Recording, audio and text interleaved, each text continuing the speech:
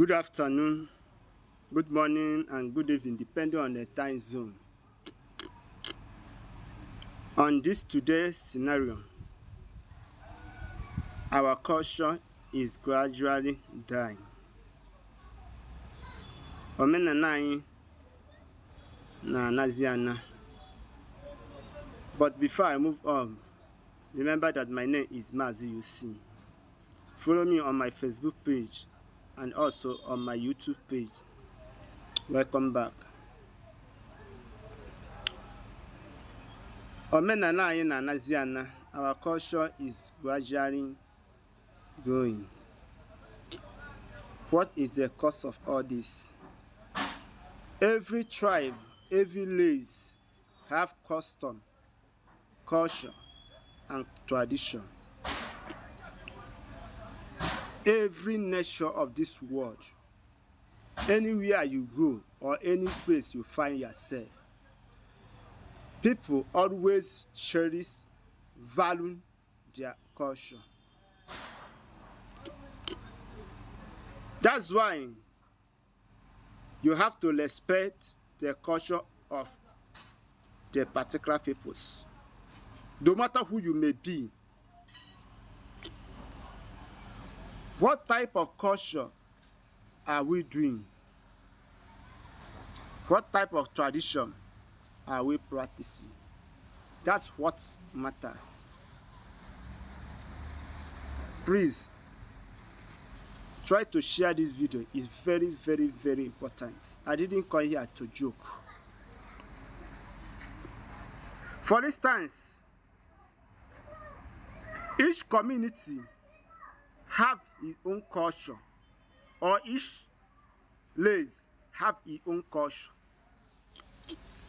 But you can find out that some of that tradition, our culture, is always getting dying every day. I want to emphasize based on those who is always regarding as themselves as if they don't know what I'm talking about. But let me bring it at your doorstep. Omenanai na anwụ anwụ. Ọdịnanai anago. Ife onye na-eme eji wee mata ya dike agwụgwọ. N'ihi na ndị na-eme omenala kwenye na omenala na-eme. Mana ụfọdụ amadị ife dị n'ọdịnala na omenala ndị bụ ife na-ebute aja afa nyere ndị dị otu a. Enuru ife m kwuru. Onye kpatara ịbata n'obodo. Ife ọbụla eji wee mara obodo, o nwere ife eji wee mara obodo dị iche iche. Ka omenala obodo gị na ọdịnala obodo gị, ngwa dee nye n'akara edemede, gwa m ife iche na ga-eme ka ọ dị mma na nkwalite ọdịnala na omenala na asụsụ. N'ihi na obodo ọbụla nwere ife ha ji wee biri. Onye ka ị na-abịa ịbata obodo ọbụla, enwere ike asị na fa na-eme ife gbasara omenala fa maọbụ ọdịnala fa. Ndị mmadụ a na-afụta ya ka ajọ ife, omenala abụrụ ajọ ife, ọdịnala bụ ọdịbendị. Ọ bụrụ ajọ ife ka ọ bụ. Ha fụcha ife a na-akọ n'ụwa. Ọ ndị ajọ mmadụ nọ n'omenala bụ ife mere ka ọdịnala ka afụta ya ka ajọ ife. Olugo oge the traditional prime ministers enwere n'obodo dị iche iche ga-eji mee gịnị were anya chọọ ife daa na mmiri. Mara ndị bụ ezigbo ndị na-eme ọdịnala na omenala, mara ndị bụ ajọ fa n'etiti fe.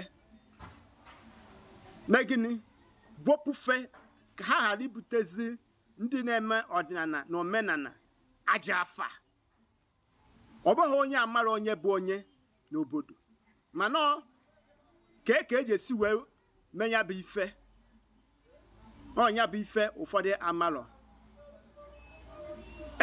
eso wee kwesị ike na ndị na-eme omenala na ụfọdụ nwekwara ebe fa na-eme nzukọ nwekwara ebe fa na-agbakọ ekwesịrị na fa ga na-etinye ọnụ ka a mara ife onye na-eme n'obodo mara ka o si eme ya bụ ife maka ibutere fa aja afa n'ihi na ya bụ ife akarịgo n'ala Igbo anyị ya bụ ife ihe na-eri arịrị because ọ ndị ajọ ndị a bụ ndị ya bụ fafete fechie ka ha ji esi wee nye mmadụ ife ka ọnwụhụ chie ka ha ji esi wee pịa mmadụ enye ure sie ka ha ji esi wee kọ mmadụ ntụtụ chie ka ha ga-esi wee pịa mmadụ stroke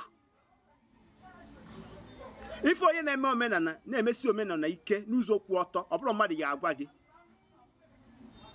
ife bụ ife nwere ike ịtụnyere ndị na-eme omenala ka ebido n'oge wee chụwa ewu ojii ka ama oke bụ oke unu gbakọ unu ekwue na onye ọbụla na-eme omenala n'obodo a na-achọrọ ịfụ ya ka anyị ma ife ọ na-eme mara ka o si eme ya bụ ife maka anaghị ama atụkwala ọmala mana atụala ofeke ọsọba isi n'ọfịa ndị be anyị asị m nke onye ji eku bụ ezi nkụ na-agaziere ya anyị gara dịka echi mana eji agha agwụ aka m bụkwa Maazi unu onye nke unu Chukwu kebe Ugochukwu ka emesịanụ